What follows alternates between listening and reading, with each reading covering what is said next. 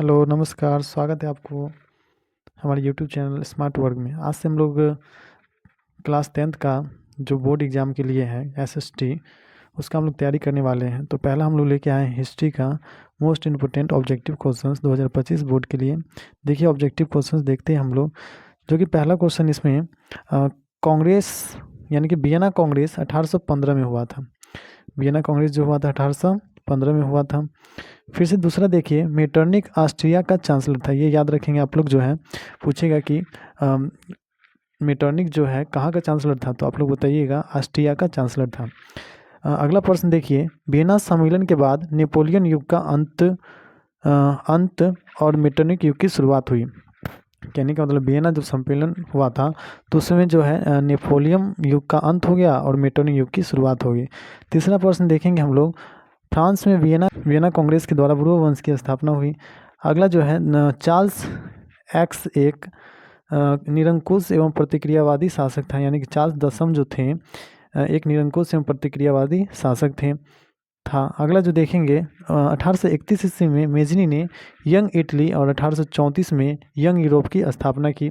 1831 में मेजनी जो है यंग इटली की और 1834 में यंग यूरोप की स्थापना की। अगला जो देखेंगे विक्टर इमैनुएल ने काउंट काबूल को प्रधानमंत्री पर नियुक्त किया। कहने का मतलब प्रधानमंत्री जो बनाया काउंट काबूल को, कौन बनाया, तो विक्टर इमैनुएल ने। नेक्स्ट जो देखेंगे, ये बहुत पूछा जाता है कि गैरिबाल्डी जो है पेशे से क्या था, तो गैरिबाल्डी पेशे से एक नाविक था। इसको भी याद रखेंगे आप लोग। गैरिबाल्डी जो है पेशे से क्या थे, नाविक थे। नेक्स्ट प्रश्न है 1862 में दुर्भाग्यवश काउंट काबूल की मृत्यु हो गई। तो यहाँ पे 1862 में जो है काउंट काबूल की मृत्यु हो जाती है। नेक्स्ट जो देखेंगे, इटली के एकीकरण में मेजनी का महत्वपूर्ण योगदान था। यानी कि मतलब इटली का जो एकीकरण हुआ था तो उसमें जो है मेजनी का जो है महत्वपूर्ण योगदान था। नेक्स्ट जो है हीगल एक दार्शनिक थे। नेक्स्ट अगला देखेंगे, जालबेरिन एक व्यापारियों की संस्था थी।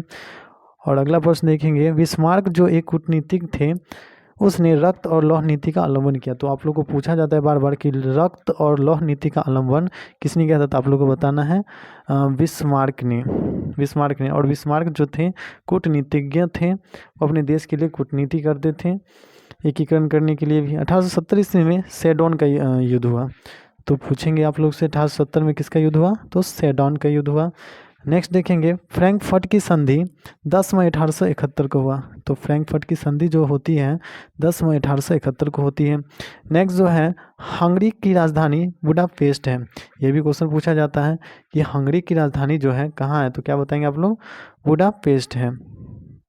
नेक्स्ट अगला जो है 1829 में एड्रियानोपल की संधि तुर्की में हुई थी। तो एड्रियानोपल की संधि जो हुई थी 1829 में हुई थी और कहाँ हुई थी, तो तुर्की में हुई थी। नेक्स्ट जो देखेंगे, मैसूर का शासक जो था टीपू सुल्तान था। तो मैसूर का शासक कौन था, तो टीपू सुल्तान था। अगला क्वेश्चन है, इटली एवं जर्मनी वर्तमान में यूरोप महादेश के अंतर्गत आते हैं। तो इटली और जर्मनी वर्तमान में पूछेगा किस महादेश के अंतर्गत आते हैं, तो आपको बताना है यूरोप महादेश में के अंतर्गत आते हैं। अगला जो प्रश्न है, फ्रांस में वियना कांग्रेस के द्वारा ब्रूह वंश की पुनर्स्थापना की गई। तो वियना कांग्रेस के द्वारा ब्रूह वंश की पुनः जो है स्थापना की गई। इटली एवं जर्मनी के एकीकरण के विरुद्ध में ऑस्ट्रिया था। ऑस्ट्रिया नहीं चाह रहा था कि इटली और जर्मनी का एकीकरण हो। नेक्स्ट जो देखेंगे, जर्मनी राइन राज्य का निर्माण नेपोलियन बोनापार्ट ने किया था। तो जर्मनी राइन राज्य का निर्माण किसने किया था, नेपोलियन बोनापार्ट ने किया था। नेक्स्ट अगला जो लास्ट क्वेश्चन हम लोग देखेंगे ऑब्जेक्टिव कि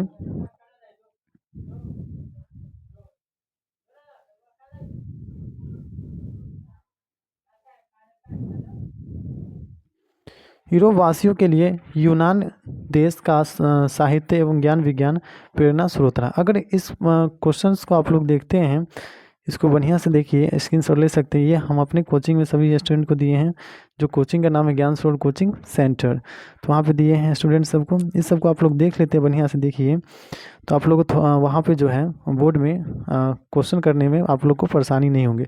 नेक्स्ट जो हम अगले क्लास में हम लोग पढ़ेंगे चैप्टर 2 का जो है समाजवाद एवं साम्यवाद। हम लोग क्या करेंगे, एक साथ ऑब्जेक्टिव को पूरा क्लियर कर लेंगे चैप्टर बाय चैप्टर। फिर उस सबका जो इम्पोर्टेंस सब्जेक्टिव होगा, लघु उत्तरीय और दीर्घ उत्तरीय, उस सबको अगली क्लास में देखेंगे।